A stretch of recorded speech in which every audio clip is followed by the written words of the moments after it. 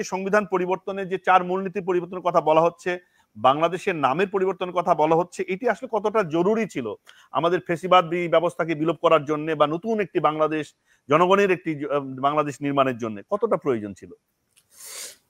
আমি কাফি সাহেবের বক্তব্যের শেষ জায়গা থেকে যদি শুরু করি, তিনি যে জায়গায় বলছিলেন যে মানে মানুষ খুঁজতে শুরু করেছে যে সংবিধানে এমন কোন উপাদান আছে কিনা যেটি শাসককে, মানে যিনি রাষ্ট্র পরিচালনা করবেন তাকে পরিণত করে।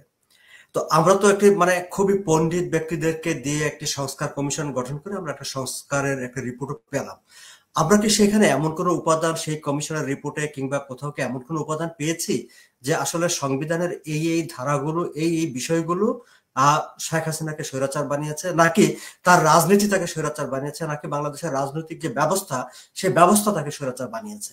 এই প্রশ্নটা আমার মনে জেগেছে এবং আমি নিজেও এই প্রশ্নটার উত্তর খুঁজছি। এখন আমি এটাও খোঁজার চেষ্টা করেছি যে আমরা এই যে বলছি যে বারবার যে আমরা নাম পাল্টে ফেলবো।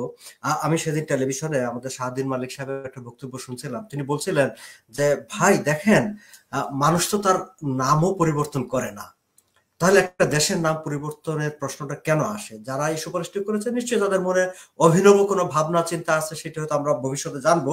কিন্তু যখন নামও পরিবর্তন করে না কেউ, তো সেই জায়গায় আবার আমি শুনতে শুনতে আমার মনে হচ্ছিল যে না, মানুষ নাম পরিবর্তন করে। মানুষ কখন নাম পরিবর্তন করে? যখন সে অনেক বড় অপরাধ করে ফেলে, নিজেকে লুকাতে চায়, নিজের লোকালয় ছেড়ে অন্য কোনো জায়গায় আশ্রয় নেয়, তখন নতুন পরিচয়ে নিজের অবয়ব চেঞ্জ করে নতুন নাম নিয়ে ছদ্মবেশ যখন ধারণ করে, হ্যাঁ, ছদ্মবেশ যখন ধারণ করে। তাহলে আমরা কি এমন একটি কোনো অপরাধ করে ফেলেছি বা এমন একটি জায়গায় পৌঁছেছি যে 5ই আগস্টের পরে যে আমাদের আসলে নামটা পাল্টে ফেলে, সবকিছু পাল্টে ফেলে নতুন একটা বেশ ধারণ করতে হবে? আমি জানি না। আমি খুব সাধারণ মানুষ, সাধারণ চিন্তায় এরকম কিছু প্রশ্ন জেগেছে এবং সেই জায়গা থেকে আমিও কিন্তু মানে প্রশ্নই করতে এসেছি, জানতে এসেছি। বাকি আমার এর সঙ্গে প্যানেলে যারা আছেন আপনারা সবসময় কথা বলেন, আমি তো বাইরে থাকি, আমি আপনাদের কথাবার্তা শুনি, পত্র পত্রিকায় পড়ি।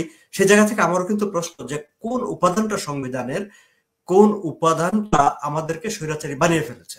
তার জায়গায় আমার এই প্রশ্নটাও জেগেছে যে আমরা সংবিধান সংশোধন নিয়ে এত কথা বলছি, আমরা এই কথাটা কেন বলছি না যে এমপিদের তো কাজ হচ্ছে কেবলমাত্র আইন প্রণয়ন করা, তারা এই কাজের বাইরে আর কোনো কাজ করতে পারবে না। তারা কাজের বিনিময়ে খাদ্য কর্মসূচির গমের ভাগ বাটোয়ারা করতে যাবে না, সেখানে তারা নিয়ন্ত্রণ করতে যাবে না, তারা এলাকায় মাস্তান পালবে না, তারা এলাকার কলেজ স্কুলের গভর্নিং বোর্ডের চেয়ারম্যান হবে না, তারা বাজার কমিটির চেয়ারম্যান। সে আলোচনা কিন্তু আমরা করছি না। যিনি আইন প্রণেতা, যাকে আমরা আইন প্রণেতা হিসাবে নির্বাচিত করছি, তিনি আইন ছাড়া বাকি সব কাজ করছেন। সেটি কেন করছেন সেই প্রশ্ন কিন্তু এই সংস্কার কমিশনও করেনি, আমরা কেউ করছি না। তাহলে আমরা আসলে কি চাচ্ছি সেই প্রশ্নটা কিন্তু আমার মনে আসে এবং আমি এই উত্তরটা খুঁজি এবং আমি এই প্যানেলের কাছে খুঁজতে চাইবো যে আসলে সংস্কারের নামে, সংবিধান পাল্টে ফেলার নামে, রাষ্ট্রের নাম পরিবর্তনের নামে আমরা আসলে কি চাইছি। এবং আমি একটু আগেই মানে কালকে আমি কি যেন আমাদের যে নির্বাচন ব্যবস্থা সংস্কারের কমিশনের যে মজুমদার সাহেবও বলছেন যে তিনি নির্বাচন কমিশনের যে সংস্কারের যে রিপোর্টটি করেছেন তার মাথায় ছিল যে আসলে ফ্যাসিস্ট মানে রোধ করা। আচ্ছা, একটা প্রপার ডেমোক্রেটিক প্রসেস যদি দেশে থাকে, ফ্যাসিস্ট তো এমনিই বন্ধ হয়ে যায়। তাহলে আপনি সেই ডেমোক্রেটিক প্রসেসটা কিভাবে করবেন সেই আলোচনা করবেন, নাকি আমি শত্রু নিধন করব সেটি আলোচনা করবেন? যদি সেটি থাকে যে কোনো বিশেষ রাজনৈতিক দল যদি মাথায় থাকে, হুএভার মেবি, বিশেষ গোষ্ঠী যদি মাথায় থাকে এবং সেটি রেখে যদি আপনি সংস্কার করেন, তাহলে সেই সংস্কার দিয়ে কিন্তু আমি আপনি যেটি চাচ্ছি, কিংবা রতন সাহেব যে কথাটি বললেন যে উনি জুলাই আগস্টের আন্দোলনের যেই প্রেক্ষাপটটা বিবরণ করলেন, ট্রু।